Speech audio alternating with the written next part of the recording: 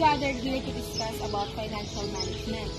Financial management means planning, organizing, directing, and controlling the financial activities such as procurement and utilization of funds of the enterprise. It means applying general management principles to financial resources of the enterprise.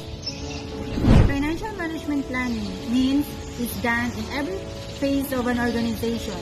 In fact, as early as the startup phase, it involves creating a plan that sets out how much capital and how many resources the company requires. Financial management organization.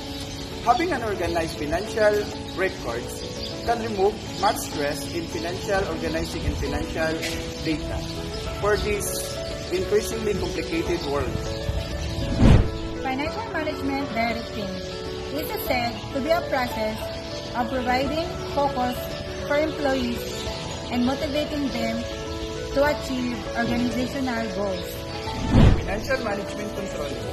Financial management controlling is the part of the company's management, and its task is to provide the liquidity of the corporation and the ability of the company to pay its obligation at the proper time.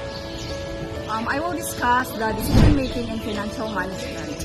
Financial management provides both conceptual and analytical framework for financial decision-making. The key aspects of financial decision-making relate financing, investment, dividends, and working capital management. Financial decision-making is a process which is responsible for all decisions related with liabilities, stockholders, and equity of the company, as well as the issuance of bonds. Financial management example for business or company includes managing telephone costs, hiring a new employee, purchasing of facilities, project budgets, and banking loans. And now here is the seventh function of financial management.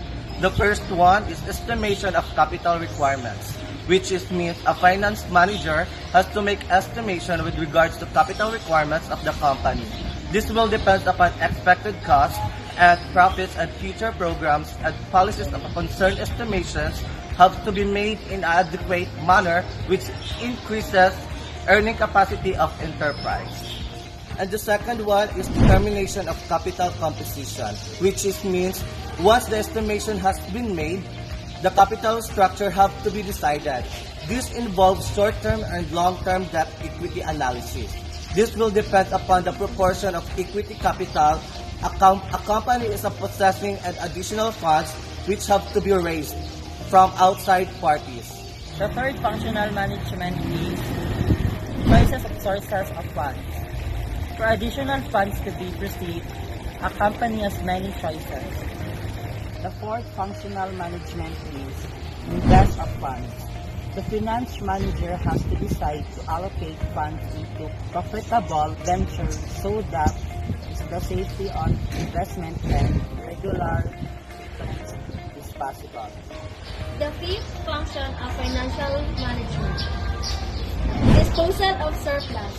The net profits decisions have to be made by the finance manager.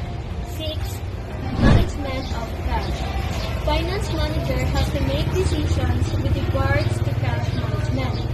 Cash is required for many purposes like payment of wages and salaries, payment of electricity and water bills, payment of creditors, meeting current liabilities, maintenance of enough stocks, and purchase of raw materials, etc. Financial controls. The finance manager has not only the to plan, procure and utilize the plan, but he also has to exercise control over the finances. This can done through many techniques like ratio analysis, financial forecasting, cost and profit controls, etc. Financial statements. Financial statements or financial reports. These are formal records of the financial activities and position of a business person or other entity. These are relevant financial information which are presented in any structured manner and in form which is easy to understand. They typically include 5 basic financial statements accompanied by management discussion and analysis. These are the 5 financial statements. Number 1, balance sheet or statement of financial position. It is a tabular sheet or balances of assets, liabilities, and equity. Balance sheet also report company's assets, liabilities, and owner's equity at a given point in time.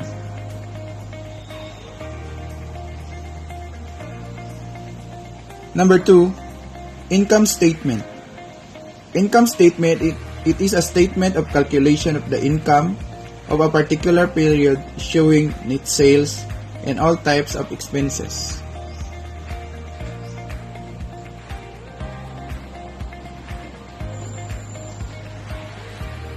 Number 3, statement of cash flows.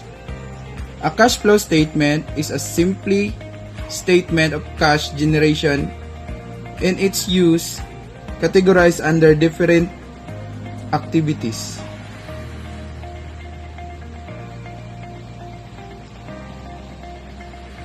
Number 4 is the statement of shareholders' equity.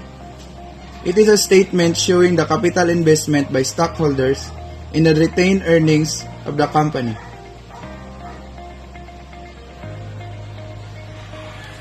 Lastly, the footnotes to financial statements. All other information in the annual report other than quantitative or statement like above are in the footnotes.